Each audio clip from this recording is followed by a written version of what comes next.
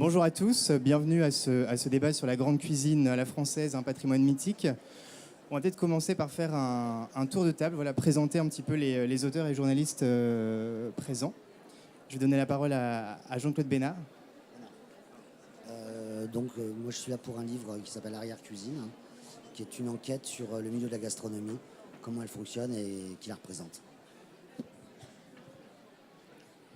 Bonjour, je m'appelle Michèle Villemur, je suis journaliste gastronomique, de gastronomie et de culture plus exactement, et auteur de livres, une trentaine de livres déjà. Bonjour, Claire Pichon, je suis aussi journaliste gastronomique, auteur d'un livre aux éditions Marabout qui vient de sortir, et blogueuse sur la plus petite cuisine du monde. Voilà. Moi, je suis Nicolas Drabaudy, je suis le chroniqueur gastronomique du site internet du Monde, des anciens du Monde, qui s'appelle slate.fr, et j'ai fait une vingtaine de livres sur la table, les grands chefs et les vins. Voilà. Je m'appelle Jacqueline Queneau, je suis pour la troisième fois ici pour un nouveau livre qui s'appelle « Comment recevoir à la française », qui raconte tous les usages qu'il faut connaître pour savoir bien recevoir. C'est fier. Super. Avant de rentrer dans le vif du sujet, peut-être qu'on peut parler un petit peu de qu'est-ce que la grande cuisine à la française aujourd'hui. Qu'est-ce qu'elle est, qu'est-ce qu'elle était. Peut-être donner la parole à Nicolas, qui a quand même de la bouteille dans ce domaine. Alors, la grande cuisine. La grande cuisine française, par opposition, disons, à la cuisine de bistrot, à la cuisine familiale, à la cuisine de province, bien qu'il y ait de la grande cuisine en province. En fait, la grande cuisine, elle est liée à l'histoire de la cuisine française au XXe siècle d'Auguste Escoffier. Escoffier est le plus grand codificateur de la cuisine française, avec le guide culinaire au début du XXe siècle.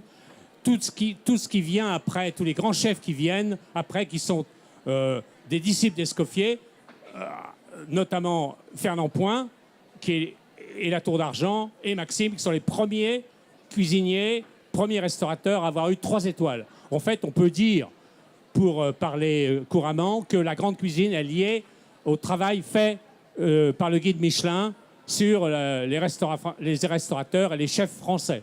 La grande cuisine française, elle est liée au développement du Michelin, aux principes culinaires véhiculés par les plus grands chefs français.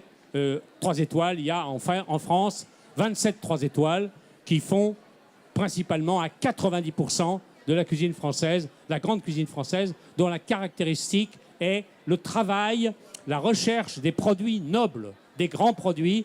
Je vous dis un exemple, Turbo, Sol, Bar. Voilà, la grande cuisine française, c'est lié aux produits. Michel ? Oui. Michel ? En fait, je pense que Nicolas Drabaudy a parfaitement raison. C'est vrai que 19e, 20e, la cuisine prend un véritable essor. Mais comme disait Nietzsche, n'est-ce pas, les morts gouvernent les vivants.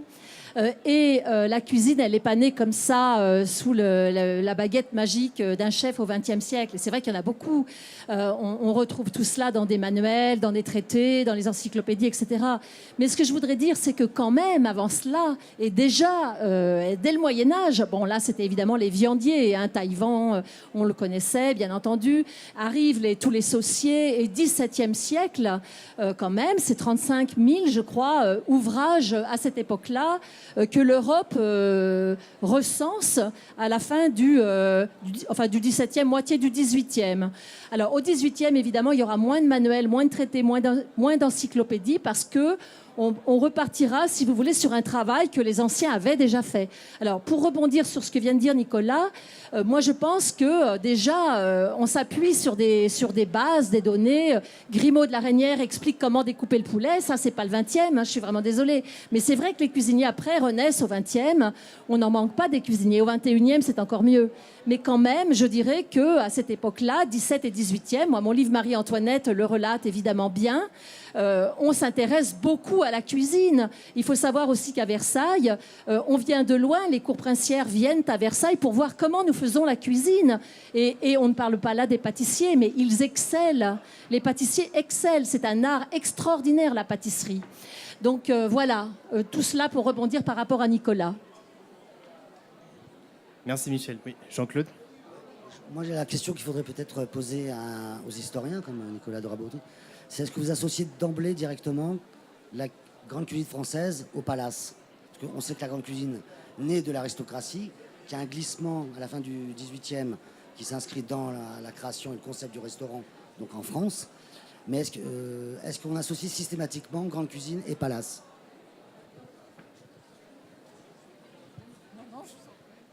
C'est-à-dire que la Révolution française, les années 1790, juste après la Révolution, les chefs qui étaient employés chez les nobles vont ouvrir des restaurants, puisqu'ils n'ont plus de travail.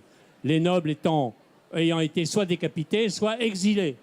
Donc, il y a une masse de cuisiniers qui sont sans travail. C'est comme ça que vont naître les restaurants, qu'on appelle au début restaurants, et situés essentiellement au Palais Royal. Voilà. Le premier grand restaurant historique, c'est Beauvilliers. Il y a eu encore un Beauvilliers il y a encore 20 ans, mais le premier grand restaurant historique, disons, c'est le Véfour. Le Véfour, c'est juste un peu après, c'est 1830. Ça, c'est la naissance des restaurants liés au travail, aux occupations des chefs qui sont sans travail.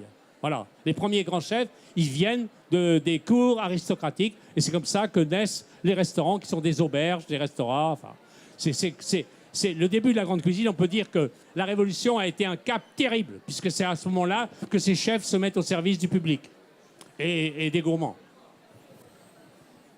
Merci Nicolas. Michel, vous avez un mot à dire? Moi, je dirais d'abord qu'une grande cuisine, c'est pas forcément celle des palaces, pour répondre à votre question. Pour moi, une grande cuisine, c'est une cuisine qui est simple. Voilà, c'est pas une cuisine chichiteuse, c'est une cuisine qui est simple et qui est faite avec de bons produits.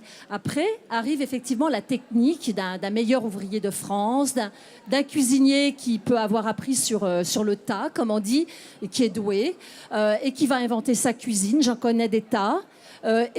Pour moi, une grande cuisine, c'est avant tout quelque chose que l'on peut lire, que l'on peut décrire. Et ça, c'est très important. Et je tiens à le souligner.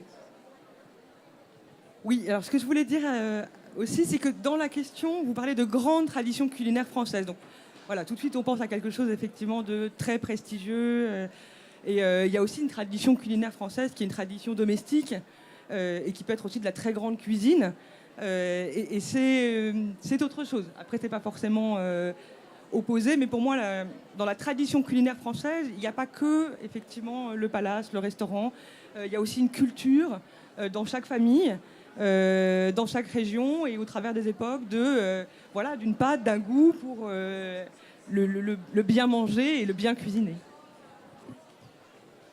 Madame, dites quelque chose. Qu'est-ce que c'est la cuisine française?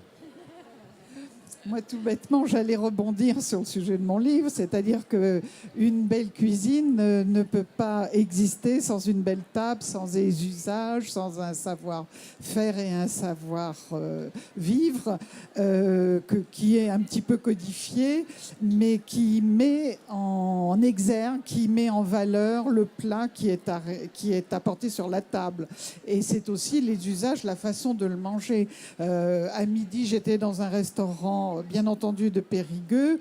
Je voyais à côté de moi quelqu'un qui mangeait, mais vraiment comme un porc. Eh bien, on n'imaginait même pas un seul instant que cela puisse être bon dans son assiette, tellement il mangeait mal. Alors qu'il l'aurait mangé avec un tout petit peu d'élégance et de savoir-vivre, on aurait pensé que c'était bon. Or là, il engouffrait. C'est lié à la culture de sa famille, probablement. Qu'est-ce que sa mère faisait, qu'est-ce que son père lui disait à table. La cuisine, le goût de bien manger, c'est né dans les familles. Hein. C'est parce que votre mère faisait bien la cuisine, la grand-mère, ça commence comme ça. Et tous les grands cuisiniers français, et la quasi-totalité des grands cuisiniers français, ont eu une mère, une grand-mère, un grand-père. Essentiellement, c'est des femmes. La cuisine, c'est le lieu des femmes. Et donc, n'importe quel grand cuisinier français, à commencer par Alain Ducasse.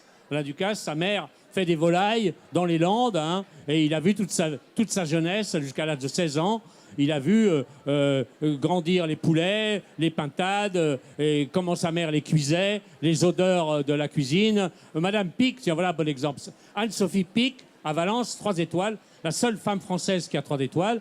Toute sa vie, elle a respiré les odeurs de la cuisine de son père à Valence, hein, de sa chambre qui était au-dessus de la cuisine. Et elle a respiré toute toute sa vie, toute sa jeunesse, jusqu'à l'âge de 22 ans, les fumait. L'odorat est extrêmement important, comme l'a vu. Et donc Anne-Sophie, elle est devenue cuisinière, bien qu'elle n'ait pas voulu le faire, puisque c'est son frère qui était cuisinier. Mais toute sa vie, elle était imprégnée par ça. Et elle a d'ailleurs voulu rompre avec cette tradition olfactive pour faire autre chose. Et c'est le destin cruel, c'est-à-dire la mort de son père et le départ de son frère, qui a fait qu'elle s'est mise en cuisine, ne sachant absolument rien faire. C'est une histoire formidable, hein. Elle ne savait même pas différencier un turbo d'une sole et comment on coupait une lotte. Elle ne savait rien. Elle était étudiante en économie. Donc elle est revenue chez son père et sa mère en 1992, exactement. C'est la mort tragique de son père. Et elle ne savait rien. Donc elle a appris avec les cuisiniers, non pas dans une école, elle a déjà 24 ans. Elle a appris avec les cuisiniers de son père, qui étaient des chefs et sous-chefs, dans une école 3 étoiles. Hein, 3 étoiles. Donc elle a appris avec eux.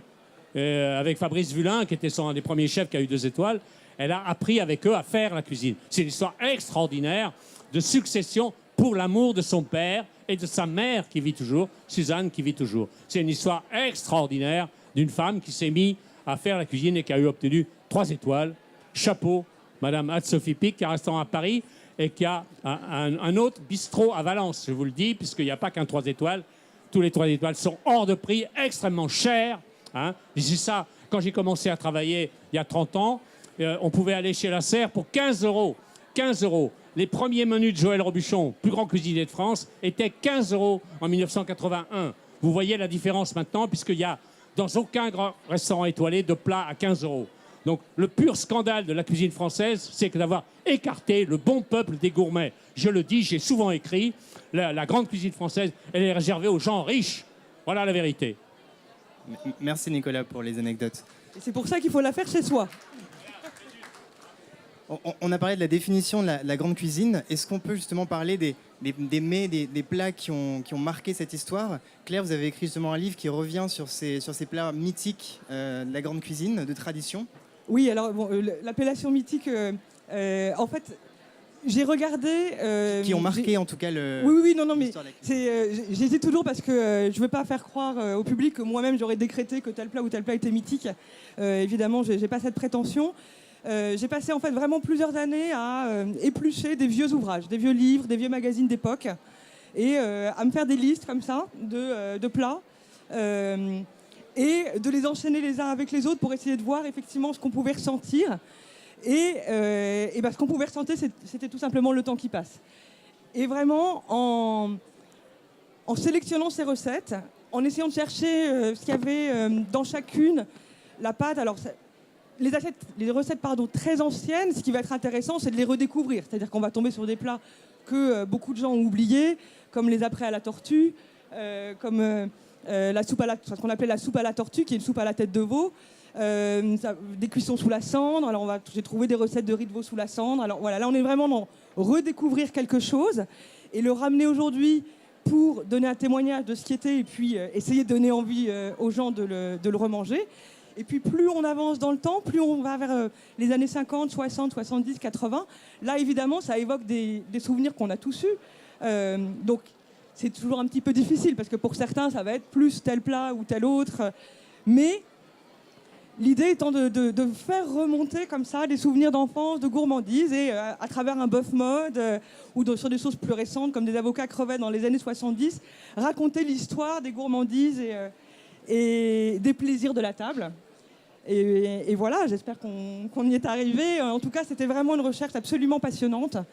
À ressortir, c'est forcément subjectif. C'est pour ça que je me permets de dire que mythique, c'est un petit peu compliqué, mais je comprends pourquoi vous le dites, hein, parce que c'est. Mais voilà l'histoire de ce livre. Je voudrais dire aussi par rapport aux grands chefs, c'est vrai qu'à un moment donné, ils ont cassé la cuisine par leur prix qui était absolument exubérant. C'est vrai.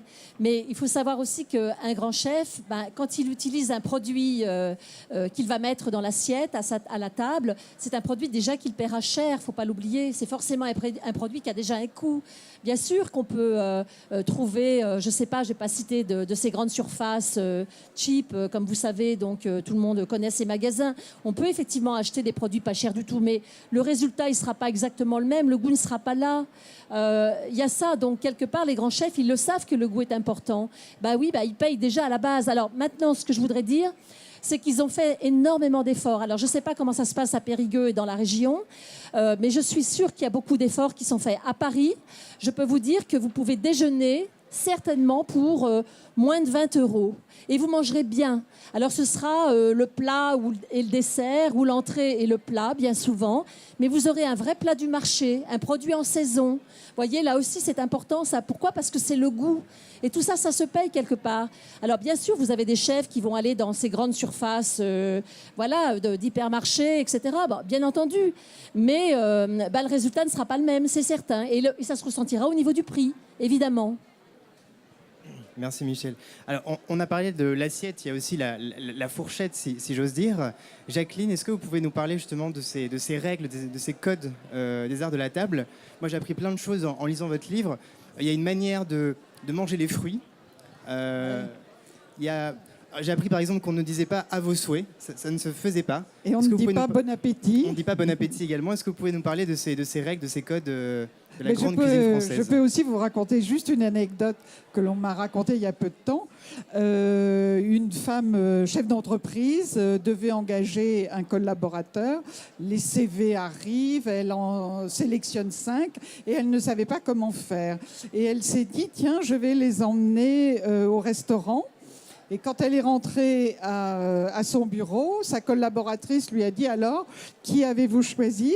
Et elle a dit, j'ai choisi celui qui ne s'est pas assis avant moi, qui n'a pas dit bon appétit et qui n'a pas commencé à manger avant moi. Donc, il faut savoir que ces usages sont clivants, sont stigmatisants et notamment professionnellement, je donne des cours au Liban pour des banques d'affaires qui bloquent pendant 3 jours une vingtaine de collaborateurs pour apprendre parce qu'ils sont en contact avec une clientèle riche.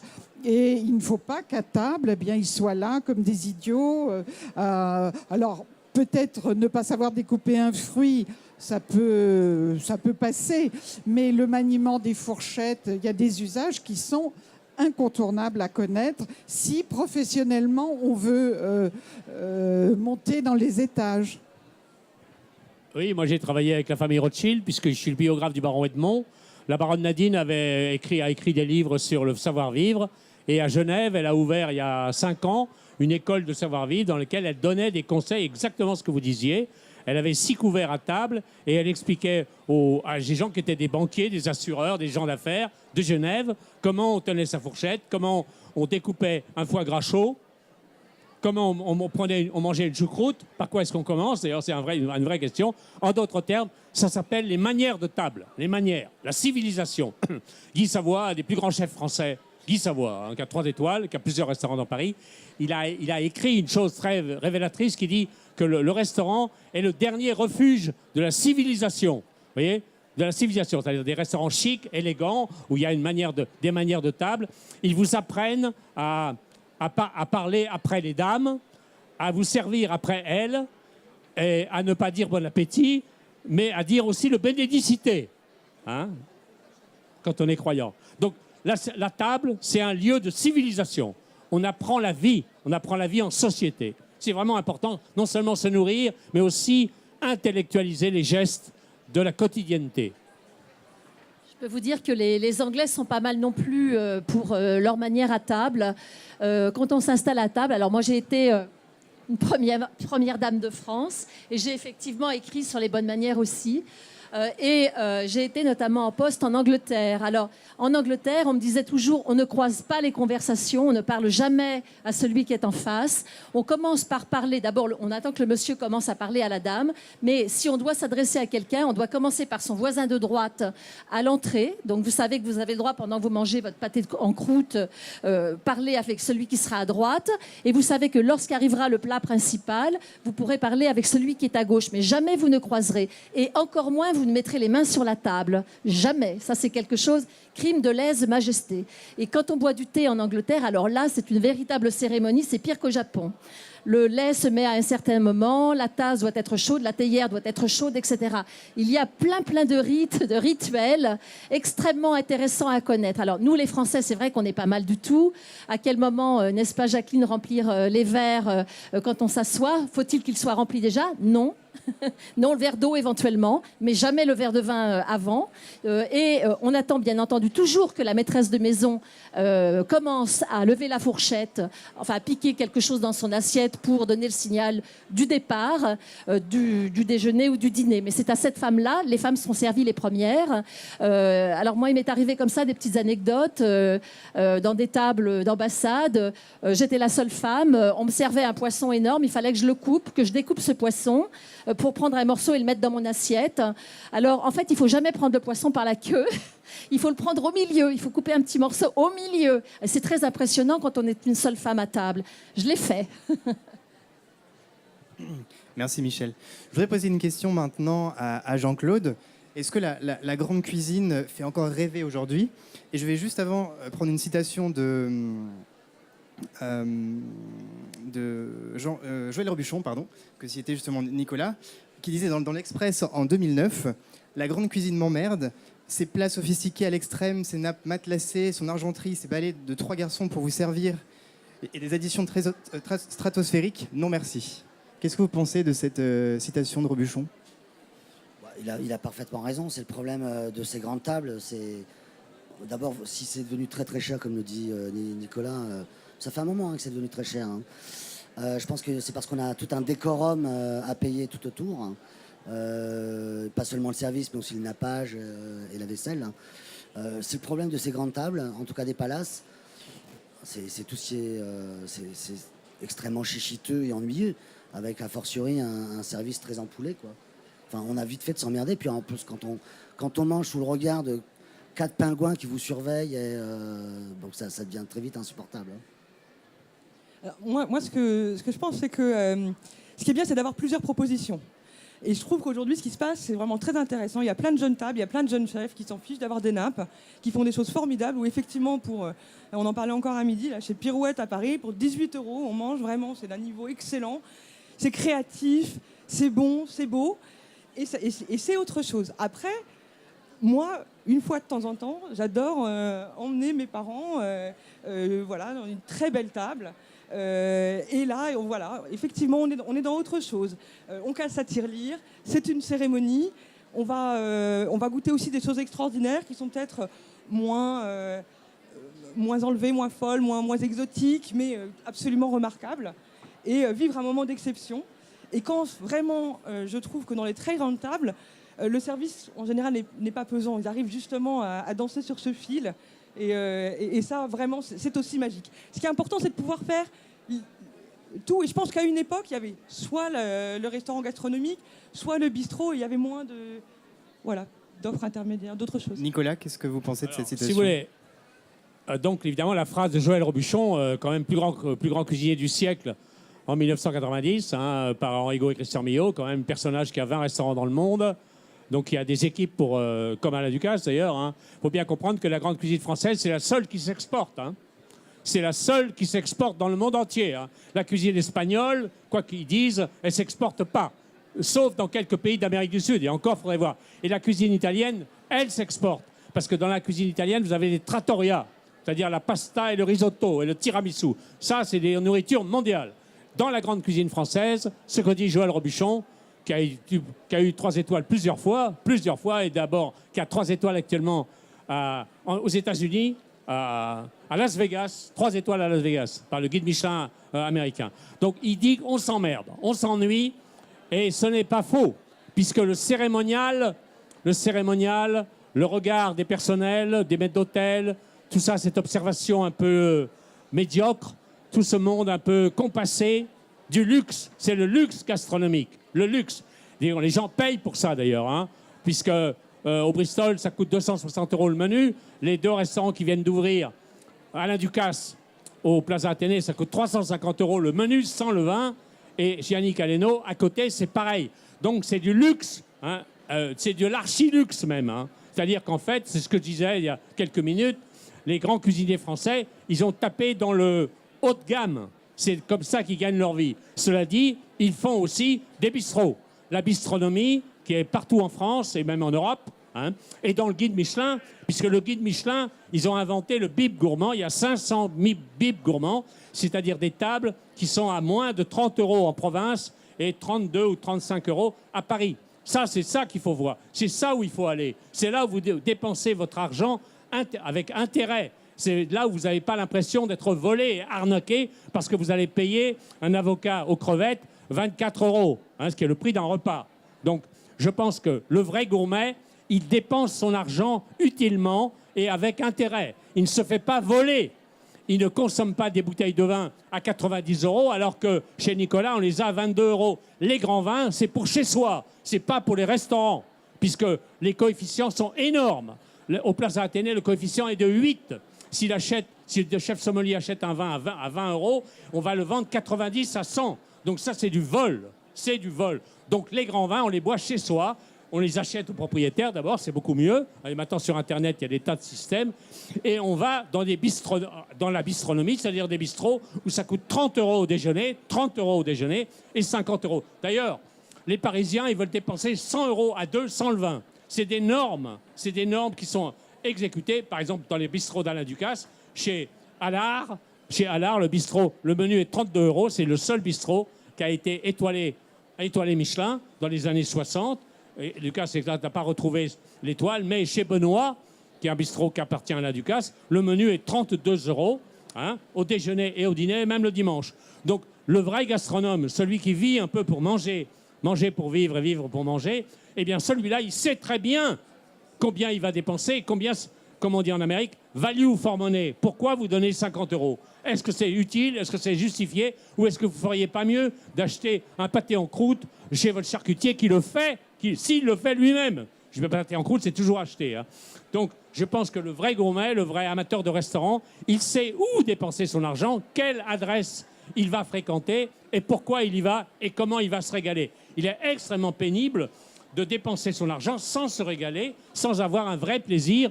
Et pire, pour des plats que vous faites mieux chez vous. Donc attention à l'addition. Merci Nicolas. Michel, qu'est-ce que vous inspire cette citation ? Moi, je me fais toujours plaisir, en effet, en allant dans un petit bistrot de grands chefs, parce que finalement, je sais que les produits seront quasiment les mêmes. Ils les achètent en général en même temps pour leurs danseuses, comme je dis, parce que en fait, c'est pas avec ça qu'ils gagnent tellement plus que ça leur monnaie, ou alors leur argent. Il faut vraiment qu'ils aient une clientèle étrangère, évidemment. Bon, et ils séparent par quota. Vous savez, tant de Japonais, tant d'Américains, tant de Chinois, pour justement pas trop montrer en salle qu'il y a trop de ces étrangers. Ils essaient de faire des quotas, ou alors après ils font du remplissage quand ça se passe pas bien pour eux. Mais en fait, moi, je me fais pas plaisir dans ces lieux-là. J'y vais en général pour des rendez-vous de presse ou des choses comme ça, voilà. Mais je sais très bien que tout est faussé. En plus, étant donné que je suis journaliste, donc je sais très bien qu'on va me réserver les petits plats dans les grands, le tapis rouge et compagnie, et que la vérité, elle sera pas là. Alors, je préfère payer mon addition, aller dans un bistrot de grands chefs, et au moins, là, j'aurai droit quasiment aux mêmes produits, et je me ferai plaisir pour 25 €. Mais là, une petite différence avec Nicolas quand même. Moi, quand je suis à table, j'adore manger agréablement, pas avec mes mains, hein, bien entendu, mais je me fais plaisir. J'aime que tout soit très joli, à savoir que le décor, on le sait, ça compte pour 50% du plaisir. Moi, j'aime bien avoir une nappe sur la table. Je dois être un peu snob, mais quand elle est bien apprêtée, qu'est-ce que ça me fait plaisir, cette nappe. Quand je la vois toute déglinguée, je me dis qu'en cuisine, ça doit être pareil. Vous voyez, il m'est arrivé d'entrer dans des restaurants et puis d'avoir la poubelle juste à l'entrée, là, comme ça. Bon, ça, c'est pas sympa. On n'a pas envie, hein, on est bien d'accord. Donc, voilà. Alors, contrairement à ce que disait Nicolas, là où j'ai mis une petite réserve, c'est que quand je me mets à table, j'adore passer ce moment. Ça doit être un moment de plaisir, vraiment de bonheur. Et je fais tout pour ça, et y compris avec mon entourage, d'ailleurs. Mais j'aime aussi boire un bon vin. Alors, j'attends pas d'être chez moi pour le boire. Là, je suis désolée. Un verre, s'il le faut. Ça coûtera moins cher que la bouteille. Mais je me fais plaisir complètement, intégralement. Voilà. Merci Michel. On peut peut-être parler maintenant de l'avenir de la grande cuisine. Française, est-ce qu'elle a un avenir? Est-ce que ça va être réservé dans les prochaines années à une élite? Nicolas, qu'est-ce que vous en pensez? Alors, il n'y a aucun grand restaurant sur les 100 étoilés en France. En France, il y a 72 étoiles et 28 3 étoiles. Donc une centaine de restaurants et quelques 1 étoile qui sont proches des 2. Il n'y a jamais un de ces restaurants à vendre. Jamais. Les 3 étoiles français, ils ne changent pas de propriétaire, ils ne changent pas de chef, ou alors ils ne changent que dans les grands hôtels. Donc en d'autres termes, la grande restauration française, celle qui fait honneur à notre pays, elle marche bien, en dépit de la crise. En dépit de la crise. Comme vous disait Michel, la proportion d'étrangers dans la France accueille 80 millions de touristes. Dans ces 80 millions, il y en a au moins 50% qui viennent en France pour manger. C'est ce que dit Laurent Fabius, ministre des Affaires étrangères, qui s'occupe de tourisme maintenant. Pourquoi pas? Donc, se régaler, c'est le critère numéro 1, 20 étables des touristes qui viennent en France. C'est pourquoi la grande restauration, celle qui est chère, celle qui est luxueuse par l'apparat et par la qualité des plats, elle a 50% d'étrangers au moins ou de provinciaux riches, comme à la Tour d'Argent. La Tour d'Argent est le restaurant français le plus fameux dans le monde et qui a 25 000 clients par an. Dans ces 25 000 clients, il y a la moitié qui sont français de province et de Paris. C'est la Tour d'Argent, c'est le restaurant où il y a le plus de demandes en mariage, de repas de mariage, de demandes la main de mademoiselle, c'est aujourd'hui. La bague, c'est un restaurant festif qui a toujours eu cette réputation depuis que Maxime est tombé par terre, grâce à M. Cardin, en dépit de ce qu'il a voulu faire. Donc Maxime est un restaurant qui est quasiment fermé, qui n'a plus que danser. Donc la Tour d'Argent, Lucas Carton, Levé Four sont des restaurants de fête où on célèbre quelque chose. Dans le monde de la restauration, la célébration est un moment important. La célébration d'un examen réussi, d'un anniversaire de mariage. Toutes les fêtes sociales en France se passent en principe dans la grande restauration, puisqu'il n'y a plus de chefs. Trouver des chefs pour venir chez soi est extrêmement difficile. Je ne parle pas de livrer des plats, mais un monsieur qui a une toque et qui va venir faire la cuisine chez vous. C'est une profession qui a disparu. Les chefs travaillent dans les restaurants et accessoirement à la campagne quand monsieur Bouygues fait des fêtes chez lui dans ses chasses.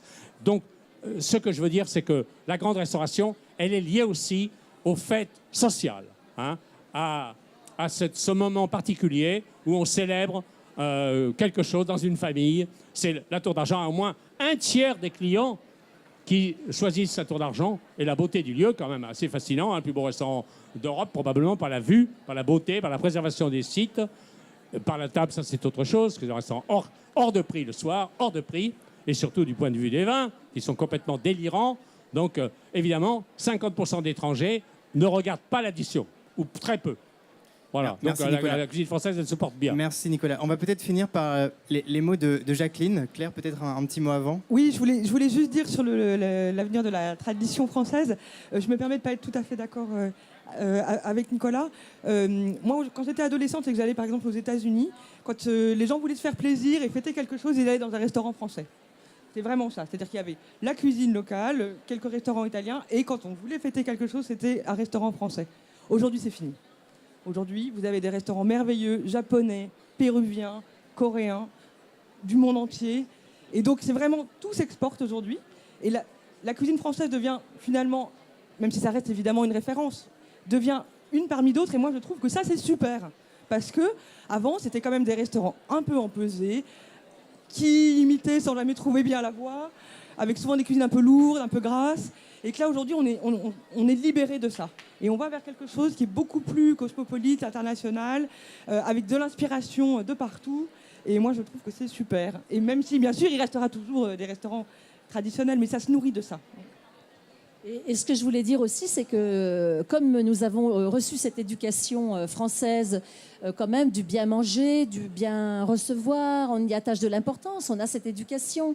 Eh bien, je dirais que malgré tout, tous ces jeunes qui apprennent, je veux dire, aujourd'hui, savent dans les familles ou dans les restaurants, savent transmettre, ils transmettent à l'étranger. Il ne faut pas oublier que derrière, dans les cuisines, on a des Français quand même qui instruisent, qui éduquent, qui font un travail de passation, de transmission très important. Et ben ça aussi, c'est la cuisine française, il ne faut pas l'oublier. Merci Michel. Il nous reste quelques secondes. Jacqueline, si vous voulez finir avec quelques mots. Ce sera très bref. Je crois que les grands cuisiniers, il faut les considérer, leurs établissements, il faut considérer comme des laboratoires de recherche. C'est eux qui font quand même évoluer les plats et qui découvrent des choses. Mais au niveau familial, à moins d'être très riche, moi c'est pas mon cas, donc je vais très rarement dans de grands restaurants. Mais par contre, je crois qu'au niveau familial, il faut rentrer dans les rituels.